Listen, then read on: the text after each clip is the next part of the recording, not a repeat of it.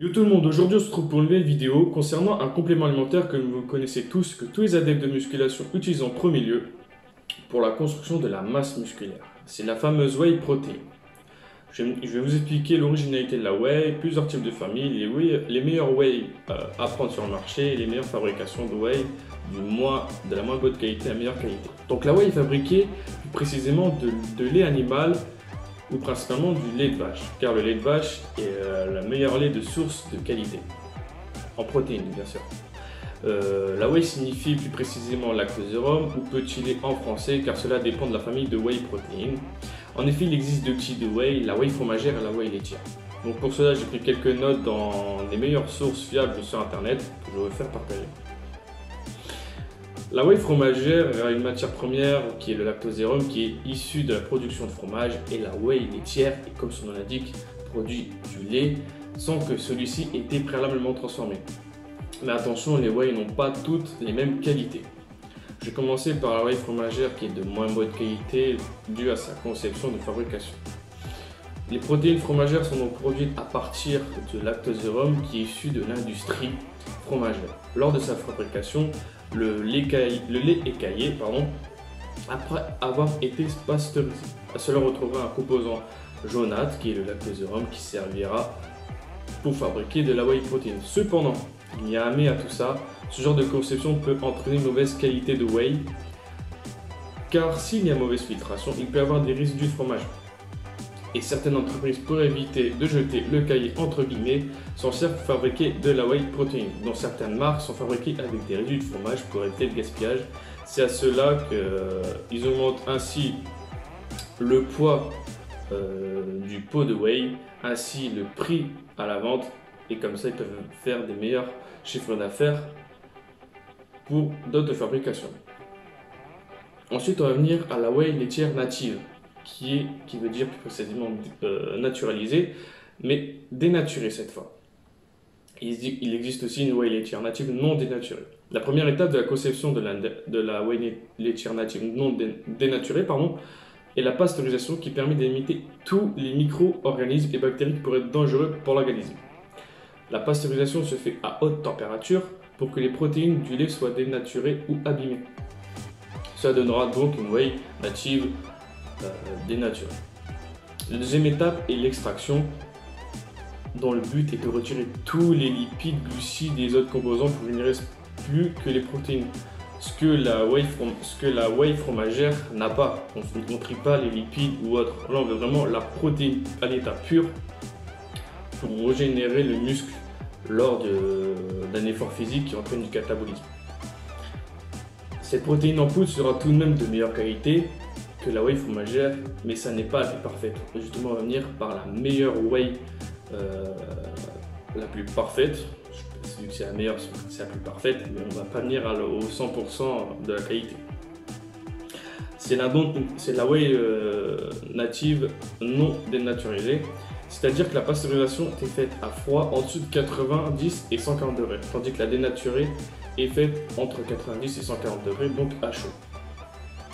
Ce procédé évite une dégradation de la protéine, de la whey, pour avoir une meilleure qualité car la structure reste intacte. Lors de l'extraction, pour éviter que la protéine soit abîmée, on va utiliser le processus de filtration et de microfiltration.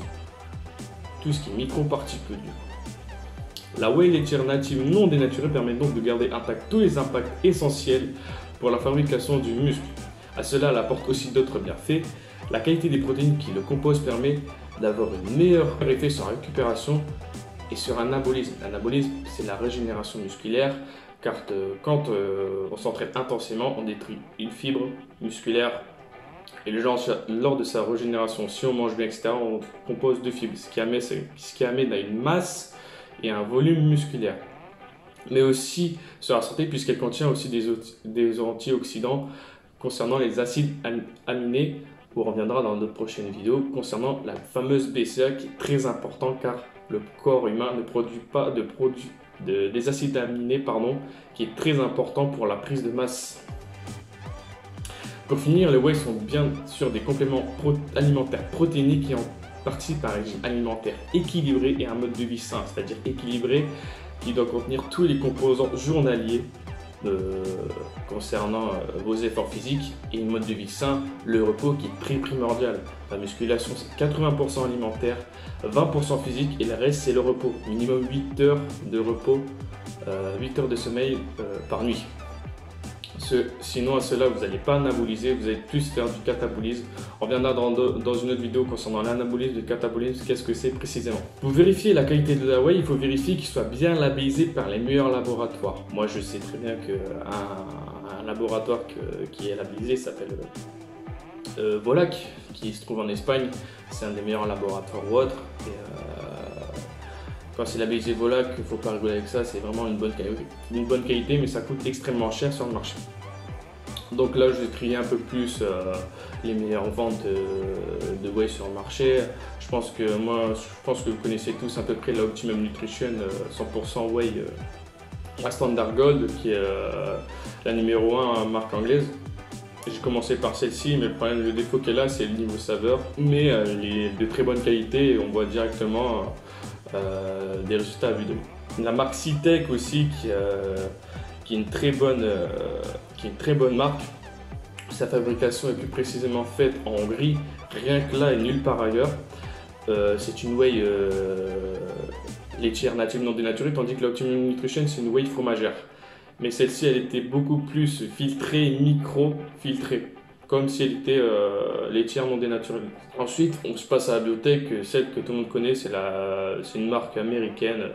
100% américaine, une 2/3 du marché américain. Bien sûr, la whey, la consommation de whey n'est pas obligatoire. On peut trouver de la protéine dans les viandes blanches, les viandes rouges, dans tout ce qui est volaille ou autre. Mais cela revient beaucoup plus cher. Je pense que pour 1 kg de viande blanche, les 14 € le kilo de viande blanche, dinde ou poulet, je pense que ça vous fait un peu plus de 14 € pour 1 kg, c'est énormissime pour une semaine. Enfin, je pense que vous allez plus 100 € par mois, voire 120. Tandis que juste pour un pot de whey, c'est entre 50 et 70, ça fait carrément le mois. Mais rien n'impose la consommation de whey. Tout dépend de votre budget et de votre objectif au sein de la musculation, bien sûr. Il existe aussi beaucoup de protéines végétales aujourd'hui qui augmentent sur le marché. C'est beaucoup plus bio, bien sûr, mais il faut surconsommer de protéines végétales pour atteindre sa consommation journalière de protéines qui est de 1 kg par 2 kg de poids de corps. Donc par exemple si je fais 77 kg, vous divisez ça par 2, vous augmentez un peu plus de 10 kg. Donc moi je suis à peu près à 40-50 grammes. Mais attention à ne pas manger trop protéiné. Vous avez le droit de manger trop protéiné, mais manger trop protéiné amène à une acidification du sang, c'est pas facile à dire. Et pour éviter cela, il faut manger entre guillemets, la moitié d'un pamplemousse dans la journée ou un citron jaune ou vert. Le mieux c'est le vert dans la journée. Donc un citron entier c'est rien du tout, ça coûte pas cher. Je sais pas combien ça coûte, j'en prends pas. Je suis plus pamplemousse. Je préfère cela à du citron. Donc c'était Bright Fitters. Aujourd'hui je vous ai présenté la whey. Vous en savez un petit peu plus. Si vous avez des questions, n'hésitez pas. Je peux rechercher plus. Je vous dis à très bientôt et à la prochaine pour une nouvelle vidéo.